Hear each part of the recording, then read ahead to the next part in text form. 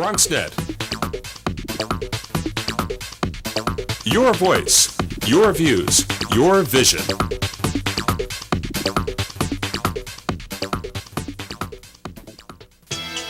The views and opinions expressed on this program are those of the participants and do not reflect the views of BronxNet or the program underwriters.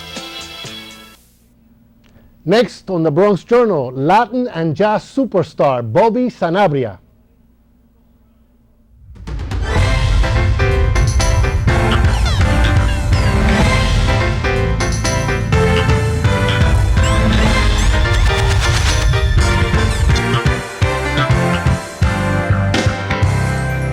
You're watching the Bronx Journal, the BronxNet television edition of the multilingual community newspaper, published by the students and faculty of the Journalism, Communication, and Theater Department at Lehman College. In print and on television, the Bronx Journal covers the issues concerning the people of the Bronx. Do you want to know what's going on in the Bronx? Are you interested in Bronx politics, sports, and entertainment? Are you interested in Bronx personalities? Do you want to keep up with the latest business or cultural trends? In the Bronx Journal, we have the answers.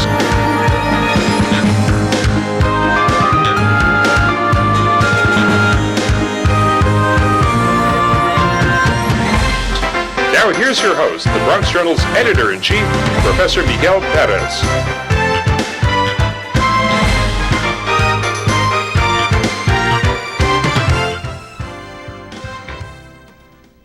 He is a drummer, percussionist, composer, arranger, recording artist, producer, educator, multiple Grammy nominee, and he is here with us today. On today's program, an exclusive interview with Bronx native Bobby Sanabria. But first, let's watch Bobby in action.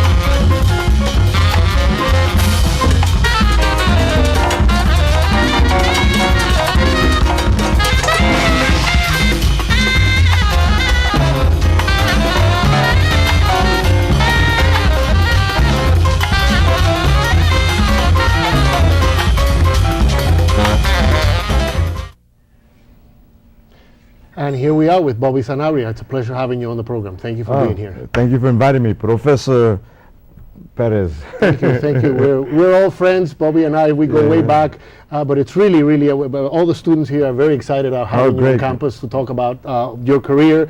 As a Bronxite, everybody here is very proud that you come from the Bronx. Oh, thank you. But let's go back to the beginning, Bobby. How did you get started in percussion? What made you a percussionist? Well, I'm a child of the 60s and 70s.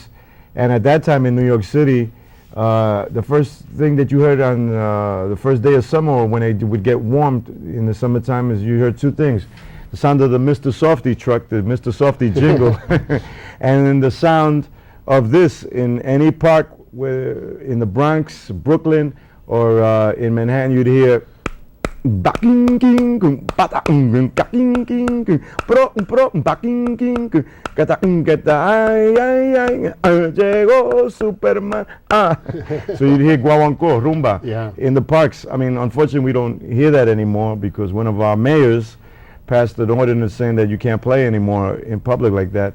But that's when the culture was in full force here in New York City, particularly Afro-Cuban rooted culture, which we adopted in Puerto Rico. Here in New York City, as New Yorkers, we've been playing Afro-Cuban music for many years. And of course, the Cuban community, not only here and in Cuba, love us for doing that. Afro-Cuban music that we call salsa sometimes. Well, yeah, you know, salsa being the commercial term that developed in the 60s to market the music with the Fania record company. But the rhythms that we dance to and what are known, what is called salsa today, mambo, cha-cha-cha, guaguancó, son montuno, guajira, etc., bolero, danzo, they're all part of this complex from Afro-Cuban music. Of course, from our community, from the Puerto Rican community, we've added a few things. Also, for example, it was very popular in the 70s amongst certain arrangers to stick in like maybe 8 bars of some rhythm like bomba sica from Afro-Puerto Rican culture. But for the most part, when you see people, you know, when somebody comes up to you and the band says, hey, can you play a salsa tune? Right away, you know you're going to either play a mambo or guaracha or some